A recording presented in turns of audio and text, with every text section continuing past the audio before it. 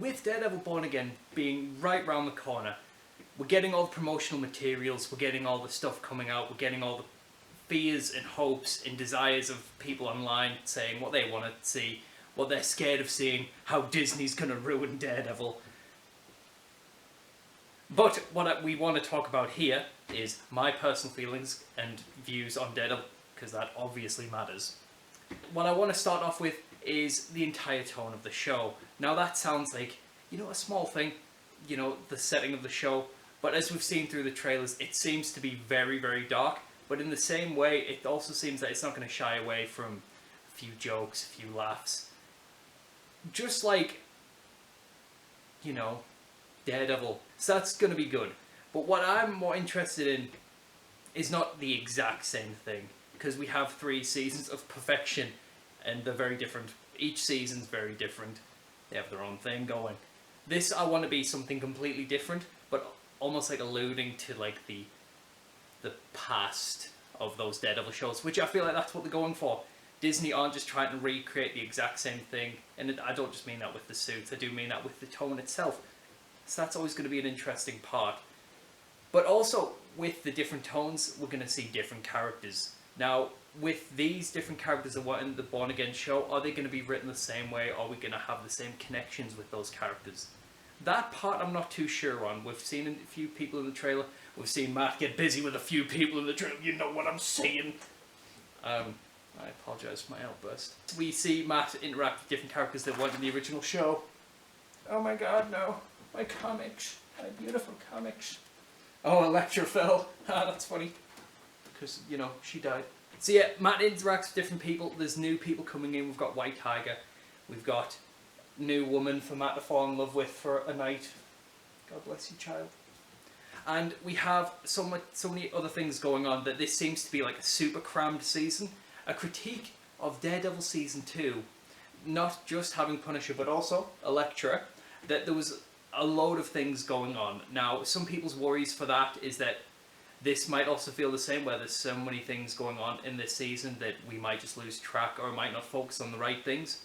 I'm not too worried about that, in perfect honesty, but that's also because I adored Season 2, so maybe I'm a part of the problem. I probably am a part of the problem. So something that's going to allude to with tone as well is also the fact of it's in the MCU. There is a lot of character progression that's going to have to happen off screen, because although Daredevil was set in the MCU, it only ever slightly talked about it, which we might see the case of with the Snap. I don't know if we're going to have a Yelena sort of situation where we actually get to see those years play out, we get to see the Snap, how it happened for her. We might just have it alluded to off screen or spoken about in brief quantities. They might not focus on it, but as it is now 100% directly in the MCU, and it's not just like Marvel Agents of S.H.I.E.L.D., it's not just like the rest of the Netflix shows where it's kind of like off to one side, it's now directly in. We are now going to see a lot of different story progressions that are fully connected to the MCU. We might get cameos, we might get special appearances, we might get special references that aren't just like the guy with the hammer or the incident of New York. The second one, of course, the second one that was in the MCU, not the other one. So with that character progression, how is that going to change Matt? How is that going to change Foggy? How is that going to change Karen? How is that going to change Kingpin and Vanessa? How is that going to affect everybody's dynamics? We have seen Kingpin and Mr. Fisk and Matt already in the MCU, so we already know how they kind of like gel in this MCU world, and he's still a little hoe man, and I'm so proud of him for that. You're such a effing hoe. I love it. But how are they going to actually interact in this show? Because I don't think he's going to act the exact same way as he did in She-Hulk. That's kind of a given. But how are those character dynamics that we've seen build up from seasons 1 to 3, Defenders and all that fun stuff, how are they going to like mesh into the MCU? They're going to have to either explain it, show it, or just kind of like, not retcon, but evolve them in a way that feels at least natural. And my hopes for that is that we get to see some more Foggy love, some more Karen love. Hopefully Karen isn't getting traumatized every 5 seconds like she was in the Netflix show, because God, she got battered around, bless her. Sweet Mother Mary, she got absolutely traumatized that show. Am I wanting Daredevil characters to not get as traumatized? That's the real question. No, that trauma is drama, baby. But yeah, their dynamics, how the groups are going to interact with each other. There's more superheroes and there's more vigilantes in this season than I think we've seen in any other season combined, compared to the Netflix show. So this one's going to be absolutely rammed to the brim. And what I'm not concerned with, but what I'm really interested to see is how they all mesh with each other. Because we've seen some leaked footage that we can't tell is from the previous Born Again or what is from the Born Again now. So we've seen some things like how Punisher interacts with White Tiger in a very violent manner, but I don't know if that's from the stepchild we'll never see or the one that we're getting now. This, like I said, there's so much speculation with this show, and I'm so excited to I'm itching. I'm just itching. I'm very excited to see where that goes. God, I tell you what, I know it's literally just like a tie, a shirt, a bloody box light, but sweet Mother Mary, it is so warm. You know what? The drip goes hard for Charlie Cox, but for me this doesn't work. I feel like a 70s talk show host I'm not allowed to talk about anymore. Now, ladies and gentlemen, what a lot of us wait for are like, just like me, if you're like me at all, God bless you if you are. One of the things I'm most excited for is the suit designs and the suits. And yes, we've seen quite a lot of it already. We've kind of got a breakdown a lot of it already. But it's very different to see like the behind the scenes photos compared to actually seeing it in camera and like with colour grading and all. How it's supposed to be seen. How God intended it, shall we say. So like the behind the scenes photos of Bullseye's, I think they said first costume, is a bit shoddy. But like how it's going to look on the big screen, well actually on the small screen I suppose because it's a TV streaming show, how it's going to look there is going to be completely different, or at least it's going to make so much more sense and context adds so much more to a suit. But long story short, the suits, how are they going to, one, interact with each other, two, how are they going to like feel in this show against with the entire MCU? Because some of the suits in the MCU stand out for different reasons. Are these ones going to be like so dark and so gritty that they're kind of like the emo children out of all of them? Or are they going to blend nicely? So like, let's say the Far From Home final swing suit, if you have him meet up against the new one of the new suits of Daredevil and then Punisher's there in the background, how's that going to feel? Obviously that is not the intention of this. For example, they didn't use the red suit for She-Hulk, they went with this suit for She-Hulk, whereas for Echo they went for the full red version.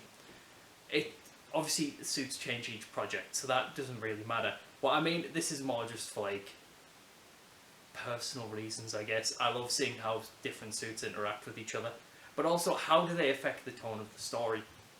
So we've seen that this new suit gets its horn cut off in the trailer, and like we see like that might be his suit that he has for his like downfall with his big break. So how long has he been out of the game since She-Hulk? Are they referencing She-Hulk? They've said that they might do in like small ways, but I don't know if that just means if they're showing the helmet of the yellow suit that we see like in the display shot, and that's it. That honestly could be it. Or they might like make one line. Who knows? And then the Punisher suit, the tack vest looks extremely similar to how it did in season 2, which is perfectly fine. So it looks like they're kind of going with the ye olde standard, which is quite nice.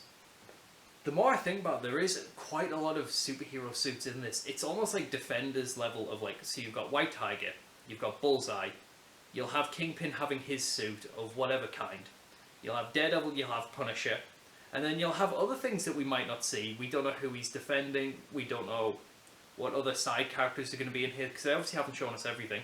So there's a lot of suits, there's a lot of characters in this. It is feeling very season 2. It's a very expansive season. Now, the way they did their release schedule is they might do a part of the season having a certain amount of characters, and then when they do like the season 2, which they're filming right now, which is insane, like we haven't even seen it yet and they're already filmed, they're already like greenlit it. Beautiful. We're getting more content, baby. But the more characters we see, they might also be in that season 2. So this one might feel like really heavy in the first part, and then in the second part, it might make a lot more sense. So this might be a long game type of show, which both could be nerve-wracking because part ones usually feel a bit empty compared to the part two. You kind of need them both together. But I'm looking forward to see how it all plays out, to be perfectly honest. I think my main runaway with this entire show is the evolution of it from Daredevil. Not just the characters, not just the suits, not just the filmmaking, but now also it's going to be like how they choreograph the fights, how they choreograph the scenes and stuff. Because we're not just working on a Netflix budget, we're not just working on, they're trying to make this as quick as possible budget, we're working on MCU budget, baby. So we've seen already that's more CGI. We've seen already that's more like line work for like swinging about the city and stuff. We're getting, and because of that, the choreography is going to have so much more wire work involved, I hope. So it's going to look very different to, although the Netflix shows, it's going to look way more evolved, almost like Matt's got more used to using his billy clubs with the wires and stuff. So he's going to be flying about, he's going to be doing flips and shit, it's going to be magical. So imagine an evolved like Daredevil Season 3 fight scene where there's a whole lot of like mixed martial arts and Krav Maga and so many things. But then you've got his wire work involved too, with the billy clubs and like everything else, just with that MCU budget, and it's making me giddy. So what I'm asking, I suppose, is how are they going to evolve all of it? Because that feels like what they're trying to go for. Born Again is a revisit of Daredevil in the MCU timeline, but with the like frameworks of the Netflix show. Because we've got new showrunners, we've got new people in on the project, so it can't just be the exact same. And if it was the exact same, we'd all get bored. I'm saying we'd all get bored, no, we'd all love it. Let's be real, people. But let me ask you this: how much more evolved do you want this show to be? Because for me, I'm perfectly fine with not a full reinvention, but if they like really fully try to shake it up. So like they broke the design language of the suit. They didn't just like paint it red or paint it black. They've like made a fully new suit. I'm quite happy to see how that works. But for some people it might be too much of a change.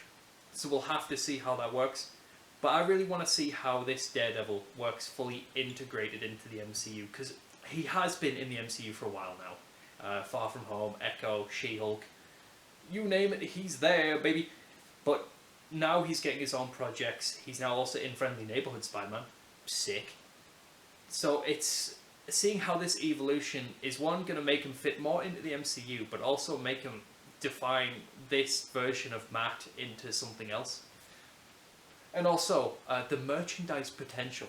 So, if this is your first video of mine, hello there. But if this isn't your first video of mine, you'll know full well I'm a collector at heart. That's kind of my thing. I buy way too much. I cannot afford these things. But this is my first Hot Toys Daredevil. Hopefully not my last. Speaking of, I will love the Hot Toys Daredevil suit. I would love a Hot Toys Punisher. And if they showed as well, they make more. Like Deadpool and Wolverine's getting every character under the sun because they made $1 billion, baby. So obviously if this show gets revered, well, they'll make more of these Hot Toys, and I'll buy them all for us.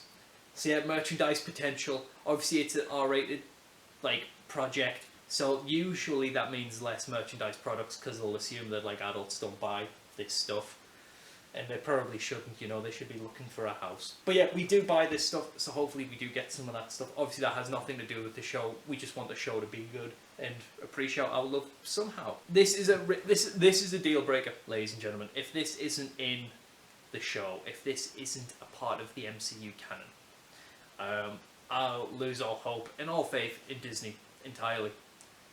Matt Murdock has to be a slut. So we've already seen in the trailer, he's using his heightened senses for really good reasons, but we need more.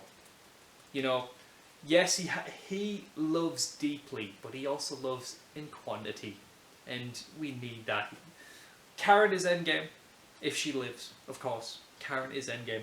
But whoever that is in the trailer, good on you, boy. Sorry, that was a really weird point. That was probably a really misogynistic point. I apologise. I will shut up and talk about other things. At the end of the day, ladies and gentlemen, my biggest takeaway from everything that we're seeing, and then everything that I'm feeling about this show so far, is that one, it's going to be great. The people who are in it, I'm really excited to see.